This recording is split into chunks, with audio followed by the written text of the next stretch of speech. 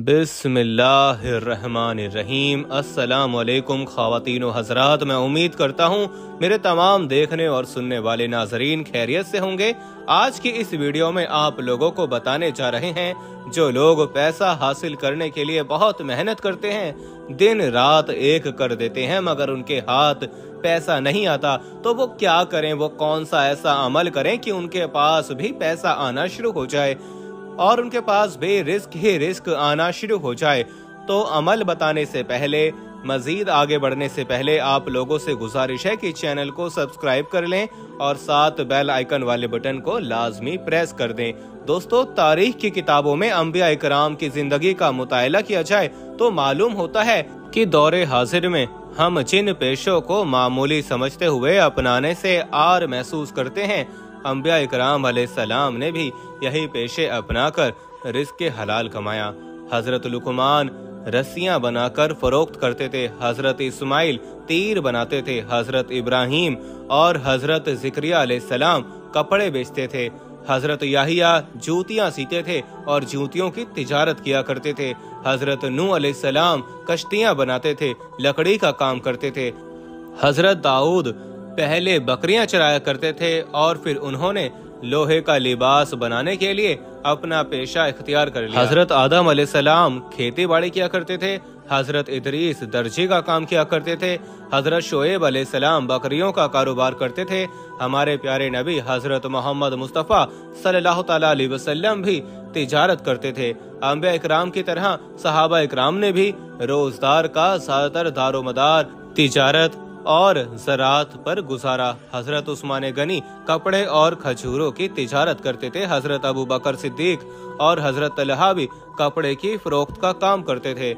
हजरत उमर फारूक ज़राअत का काम करते थे, हजरत अली काश्तकारी करते थे और हजरत सलमान फारसी चटाइयाँ बनाकर बेचते थे।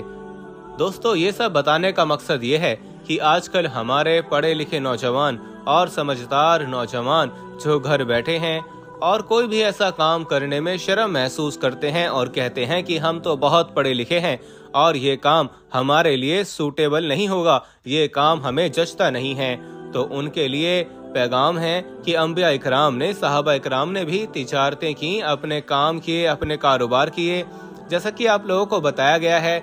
इसीलिए हमें चाहिए कि हम किसी भी काम को करने के लिए उसमें बिल्कुल भी शर्म महसूस ना करें। दोस्तों, हमें भी अपने बुजुर्गों के नक्शे कदम पर चलना चाहिए और रिस्क के हलाल के मामले में किसी किस्म की कोताही और शर्म महसूस नहीं करनी चाहिए।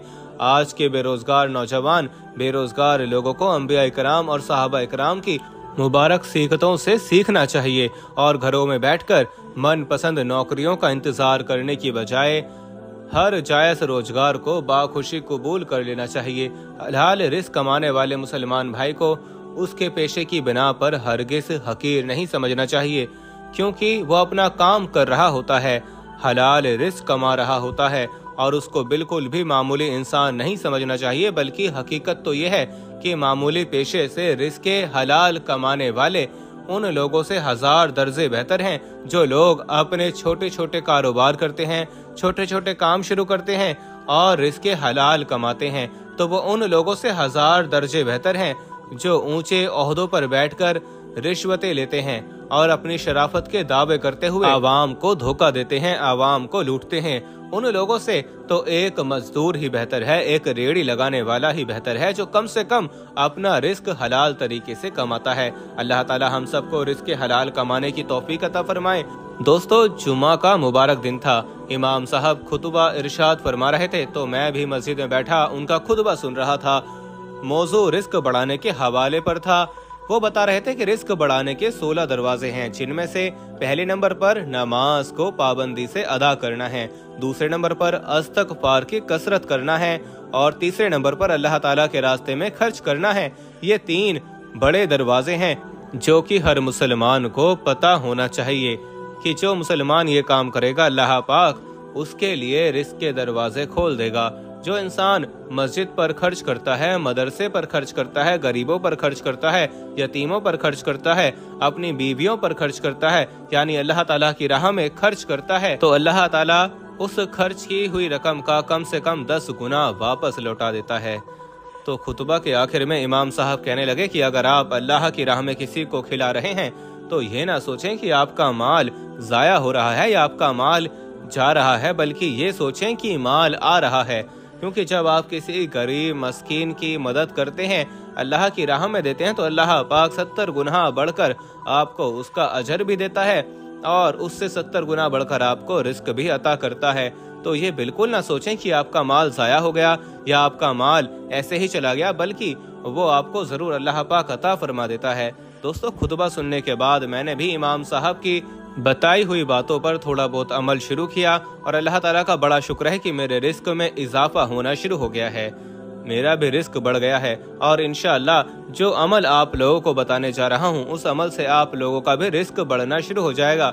चाहे आप कोई भी काम करते हो, जैसा भी काम करते हो, आपकी अपनी दुकान हो, अपना कोई कारोबार हो, इंशाअल्लाह आप ये अमल करें, आपके कारोबार में, आपके काम में भी इतनी बरकत और तरक्की पैदा हो जाएगी कि आपके पास पैसा ही पैसा, दौलत ही दौलत आना शुरू हो जाएगी। अल्लाह ताला का एक बहुत ही प्यारा नाम मुबारक है, वो नाम है या समीउ, जिसको आपने रोजाना 101 मरतबा किसी भी वक्त चलते फिरते पढ़ लेना है। और पढ़ना इस तरह से है कि किसी के साथ भी गुफ्तगू नहीं करनी, यानी जब आप अल्लाह पाक के इस नाम मुबारक का जिक्र कर रहे हो तो जिक्र के दौरान किसी से बातचीत नहीं करनी, खामोशी के साथ इस जिक्र का विर्द करते रहना है। आप ये नाम मुबारक रोजाना 101 बार पढ़ लिया करें, फिर अल्लाह पाक से दुआ करें। इंशाअल्लाह अल्लाह पाक आपको इस नाम मुबारक की बरकत से ही बहुत सारी दौलत से नवाज देगा। बस आपकी नियत पाक और साफ होनी चाहिए, इंशाअल्लाह आपको बहुत ज्यादा फायदा होगा। अल्लाह पाक हमें अमल की तौफीक अता फरमाए और हमें जायज़ तरीके से दौलत हासिल करने की तौफीक अता फरमाए। वीडियो को लाइक कर दें, शेयर कर दें और अपना ज़्यादा से ज़्यादा ख्याल रखिएगा, दुआओं में याद रखिएगा। अल्लाह हाफिज़।